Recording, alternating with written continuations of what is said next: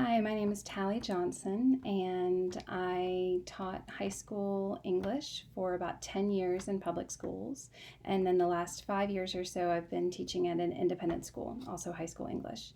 So I teach all the way from ninth through 12th graders, and I've been involved with using C learning in my classroom. And I wanted to tell you a little bit about teaching the resiliency zone.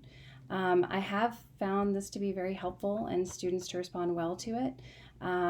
Certainly, I've found it helpful in my own life and the concept, but also I think my students have found the same and in the classroom. I think it is tricky with high school. It's important to be genuine and real. And so I think one of the things I find most important is allowing them to be private with it if they want to, that they don't have to share, inviting them to share when they feel comfortable, and also being vulnerable and finding the moments and the situations where I'm willing to share personal examples as well. And I think that that goes a long way in making the students, in allowing the students to see the benefit of what we're teaching them, and also to begin to make connections to their own lives, and then also for me to the literature that we study. So, for example, after we learned about the resiliency zone, I did an activity where we would check in at the beginning of class, and they would just take a moment to reflect on where they were personally. And even a few seconds, even just a few moments, that quiet space to check in with where they were was an awesome reset as they came in to start my class. And then they had drawn the resiliency zone in their notebook, and so they would just put a little mark for where they felt like they were in that moment. And again, they didn't have to share it. Sometimes we would take a few minutes to see if anybody wanted to share if we had the time. I think in the very beginning, the first couple of times we did it.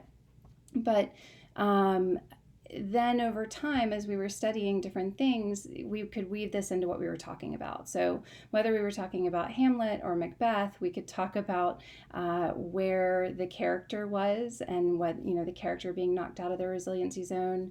The students really enjoyed the temperature words to go along with it, the idea of something happening and being knocked out of the resiliency zone, and the feeling of it boiling, like their emotions boiling or their feelings boiling.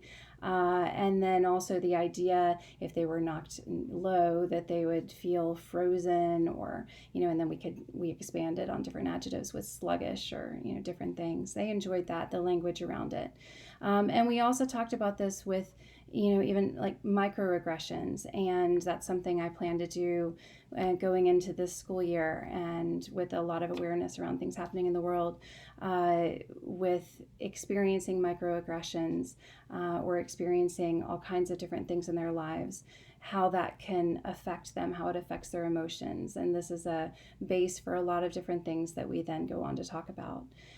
Ultimately, I would say that this work, and including the resiliency zone, helps, for me, the classroom feel real, genuine, that we have a sense of connection. And for me, that's a base for everything else we do.